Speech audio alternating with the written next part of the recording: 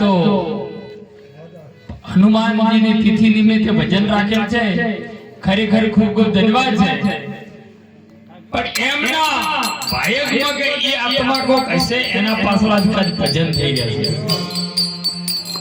નગે એની કર્મ સારું કરેલું છે. જેમ કે રામ અવતારમાં જે પાત્રમાં ભજવ્યું છે એ આ માણસ ના ભજવી કે, અને એ તેમે જો રોજ માણસો લઈ જાઓ ને આજ 25 રૂપિયા હોય તો ફરી જોઈ છે, અને તો લંકાની હોનામ લઈને જાતા ને કે જાવ તો રોમના ના હોતી રાવણ ના થઈ જાય.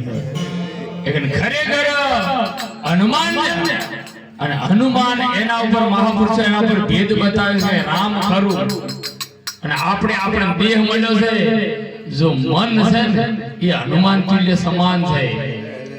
ખરેખર હનુમાન આપણું મન પવિત્ર થઈ જાય તો સમજી લો, મન પવિત્ર થઈ જાય સુગરા પાહન લઈ જાય, નુગરા પાહન ના લઈ જાય. એની જોડી ચાલુ દે દે.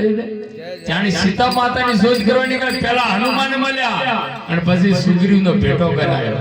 સુગ્રીવ કે તમે શું કહો, પણ મારે દુઃખ છે કે શું કે મારે મારો ભાઈ વાલી છે, મારી પત્નીને લઈને મારું રાજ પણ લઈ છે. એક આપણને વાલમ વાલો શરીર છે, શરીર રૂપે મોહ ઉત્પન્ન થઈ જાય કે હું કાયમ રહેવાનો, આ જીવડો દેહ કાયમ રહેવાનો નથી. એક દિવસ આ ભાડુતી મકાન છે 100% ખાલી કરવું પડશે. પણ ગુરુની વાતમાં એમ આવી છે કે આ દેહે ઓળખાણ કરી લેવી પડે. જેમ કે એવું મહાપુરુષે દૃષ્ટાંત દ્વારા ઠપકો આપ્યો છે. ઠપકામાં કેવું કે ગુરુ મહારાજ ન મળ્યા હોય તો ગમે તેટલી શ્રદ્ધા કરો, ગમે તેટલો વિશ્વાસ કરો, કે ગમે તે ભજન કરો. જેમ કે ભજન તો કરી જ નાખો, પણ એમ કઈ કર્યા ગમે તેનું સ્મરણ કરો તો મેળ ના પડે.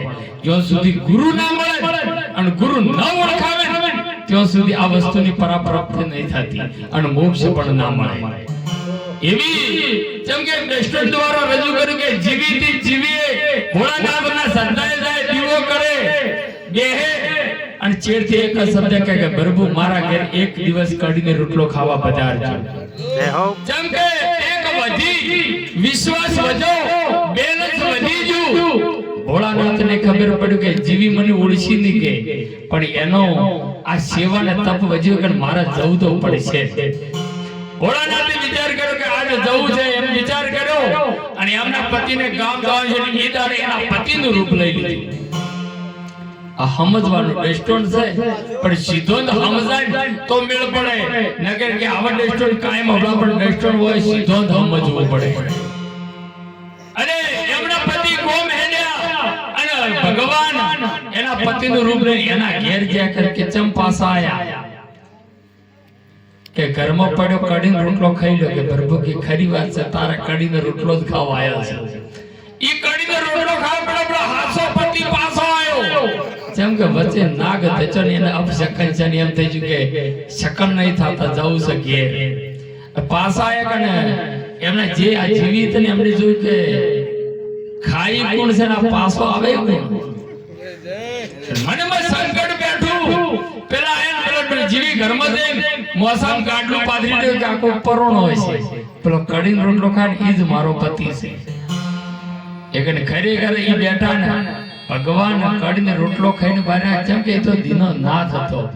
ઈ આયા કે હરખો પાછો બેઠો ને જીવો ભગવાન હતા ને ઓછે કે બેઠી બેઠા બે વાતો કરીને પેલા જે ઓરિજિનલ એનો પતિ તરીકે મારો આયો ખરા, પણ મારા જેવો આયો.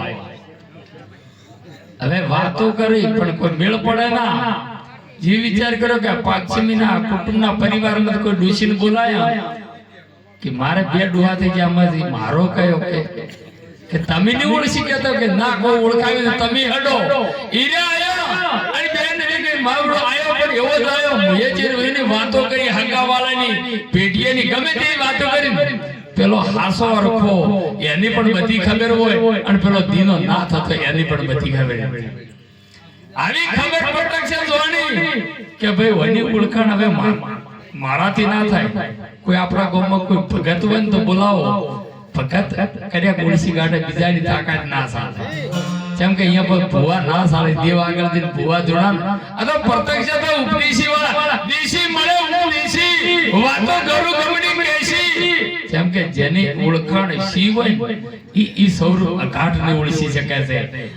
હજી પેલો ભગત આઈ નાસવા માંડ્યા કે ભગત તમે વિવમ નાસો ભજનમાં પણ આજ મારા આવું બે ડોહા તો તમને કે એમણે કીધું કે વાલો મારો આયા છે મારા ગોમમાં અને જીભ મારી કેમ ઉપડે તમે ઓયથી જતા રહો જય હો પણ કે ઓના માટે હું એમ એક જ પ્રશ્ન કરું જો આપણે ગોમના ગોદરે કૂવો ખંડાવણ કૂવો લોબો ખાડો બધો જે કૂદી જાય ને ઈ ડોશીમાં તમારો ડોહો એટલે જે હાસર ડોહો હતો ને કે બરોબર મારે કૂદવો નહીં આ કૂદ્યા ની પડી જાય ડોશી મારી જ છે કે આ હેડે ગોમ આખું કૂવા સડ્યું કૂવાના કોટા લઈ ગયા અને ડોશી ને પેલા એને હાસો ડોહો હતો ને કીધું કે ડોશી ભલી ના થાય આ ડુપ્લિકેટ તો મો હાસો છું અને તું મને 100% મારાથી ઉમરો કુદાય આમ નથી કે ઈ વાત કોટે અમારે પેલા ભગત કે ઈ વાત સાચી